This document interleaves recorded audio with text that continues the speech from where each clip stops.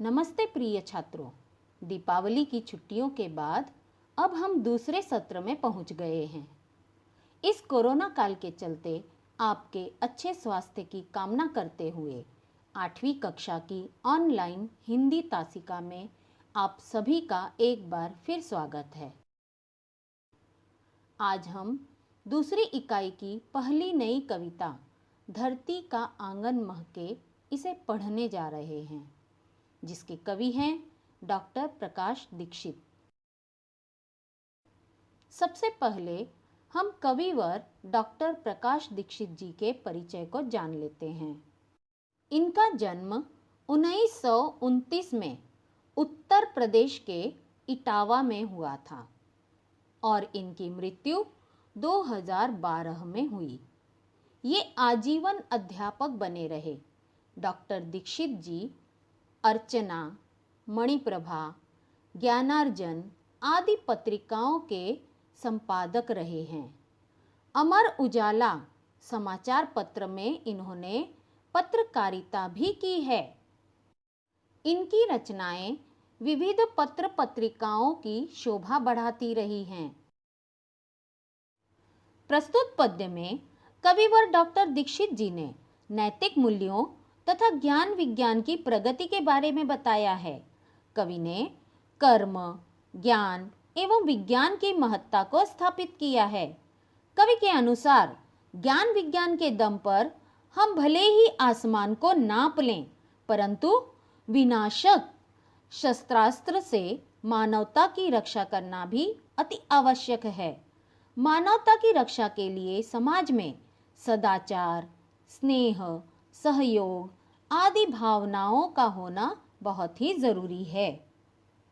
तो आइए सर्वप्रथम हम काव्य वाचन कर लेते हैं और उसके बाद बारी बारी से हर पंक्ति का भावार्थ समझेंगे।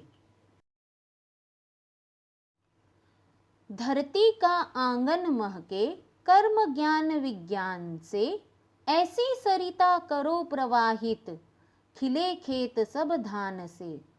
अभिलाषाएं नित मुस्काएं आशाओं की छाह में, पैरों की गति बंधी हुई हो विश्वासों की राह में। शिल्प कला कुमुदों की माला वक्षस्थल का हार हो, फूल फलों से हरी भरी इस धरती का श्रृंगार हो। चंद्रलोक या मंगल ग्रह पर चढ़े किसी भी यान से, किंतु न हो संबंध विनाशक अस्त्रों का इंसान से। सांस सांस जीवन पट बुनकर प्राणों का तन ढांकती, सदाचार की शुभ्र शलाका मन सुंदरता आंकती। प्रतिभा का पैमाना मेधा की ऊंचाई नापता, मानवता का मीटर बन मन की गहराई मापता। आत्मा को आवृत कर दे स्नेह प्रभा परिधान से, करें अर्चना हम सब मिलकर वसुधा के जयगान से। काव्य वाचन के बाद अब हम जानेंगे कविता के भावार्थ को। चलिए फिर देखिए इन पंक्तियों को। धरती का आंगन महके कर्म ज्ञान विज्ञान से, ऐसी सरिता करो प्रवाहित खिले खेत सब धान से। प्रस्तुत पंक्तियों में कवि कहते हैं, अपने कर्म, ज्ञान व विज्ञान की सहायता से हमें धरती का आंगन खुशियों से भरना है। हमें ऐसी सरिता प्रवाहित करनी है जिससे सारे खेत लहलहा उठें, अर्थात संपूर्ण पृथ्वी धन धान्य से संपन्न हो जाए और हर तरफ खुशियां ही खुशियां छा जाएं। कवि के अनुसार हमें अपने ज्ञान का सदुपयोग मानव जाति के विकास के लिए करना चाहिए। अगली पंक्तियां देखिए। अभिलाषाएं नित मुस्काएं आशाओं की छाह में, पैरों की गति बंधी हुई हो विश्वासों की राह में। यहाँ कवि कहते हैं कि मानव के मन में अनंत अभिलाषाएं हैं जिन्हें पूरा करने की वह इच्छा रखता है, और उसके लिए वह प्रयत्न भी खूब करता है। मानव के पैरों की गति विश्वास की राह पर और अधिक तेज हो, अर्थात मनुष्य का आत्मविश्वास बढ़े और वह अपनी इच्छाओं की पूर्ति के लिए विकास की राह पर तेजी से आगे बढ़ता जाए। आगे देखिए, शिल्प कला कुमुदों की माला, वक्ष स्थल का हार हो, फूल फलों से हरी भरी इस धरती का श्रृंगार हो। इन पंक्तियों में शिल्प कला का अर्थ है हस्तकला या हस्त कौशल। कुमुद का मतलब होता है कमल। वक्ष स्थल का अर्थ है छाती। कवि कहते हैं कि सभी प्रकार की शिल्प कलाओं और प्राकृतिक संपदाओं को हमें अपना लेना चाहिए और उनका समुचित विकास भी करना चाहिए, जिससे इस धरती की शोभा बढ़ती रहे। साथ ही साथ यह भूमि फलों फूलों से सदा ही हरी भरी और सजी रहे, अर्थात धरती की सुंदरता इसी प्रकार से बनी रहे। बढ़ते हैं अगली पंक्तियों की तरफ। चंद्रलोक या मंगल ग्रह पर चढ़े किसी भी यान से, किंतु न हो संबंध विनाशक अस्त्रों का इंसान से। कवि के अनुसार विज्ञान की निरंतर प्रगति होती रहे, मनुष्य अपने बनाए गए किसी भी अंतरिक्ष यान से चंद्र ग्रह या मंगल ग्रह पर सफलतापूर्वक पहुंचे, लेकिन यह अधिक मायने नहीं रखता, परंतु सबसे महत्वपूर्ण बात तो यह है कि इंसान विज्ञान का प्रयोग मानव जाति तथा संपूर्ण पृथ्वी के विकास के लिए करे, न कि विध्वंसकारी शस्त्रों का निर्माण करने के लिए। अगली पंक्तियां हैं, सांस सांस जीवन पट बुनकर प्राणों का तन ढांकती, सदाचार की शुभ्र शलाका मन सुंदरता आंकती।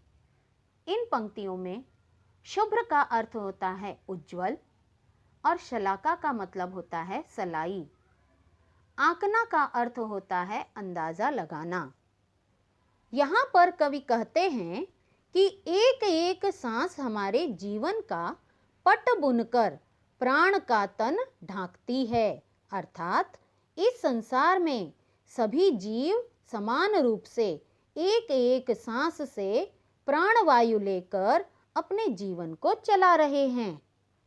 इसलिए सभी एक समान हैं, लेकिन मनुष्य के भीतर जो सदाचार का गुण है वह उसके मन की गहराई को बताता है, अर्थात सदाचार और पवित्रता जैसे मानवीय गुणों से ही व्यक्ति की अपनी एक अलग पहचान बनती है।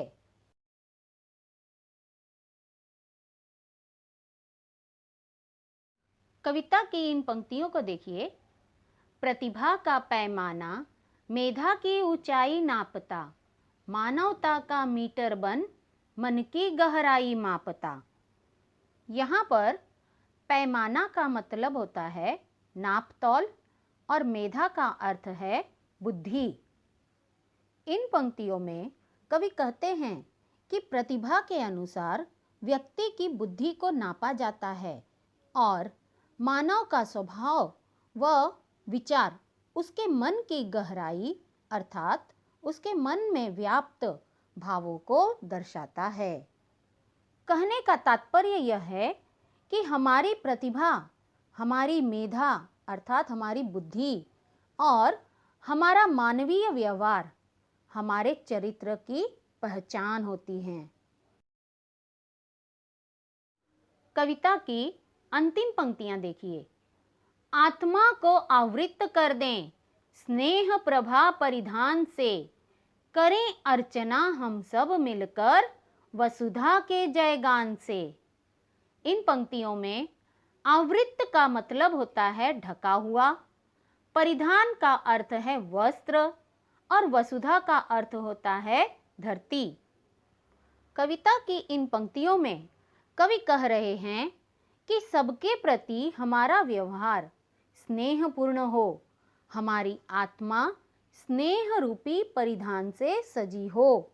हम सब मिलकर इस रत्न प्रसविनी वसुधा के गान गाएं, उसकी अर्चना करें, अर्थात हमारे मन में स्नेह भर जाए और हम सभी मिलकर धरती का जयगान करें। इस प्रकार कवि डॉक्टर प्रकाश दीक्षित जी ने धरती का आंगन महके इस कविता के माध्यम से नैतिक मूल्यों और ज्ञान विज्ञान की प्रगति के बारे में बताया है। विनाशक शस्त्रों से मानवता की रक्षा करने का संदेश दिया है और इसके लिए समाज में सभी को सदाचार, प्रेम, सहयोग आदि भावनाओं को अपनाने के लिए भी कहा है। Thank you.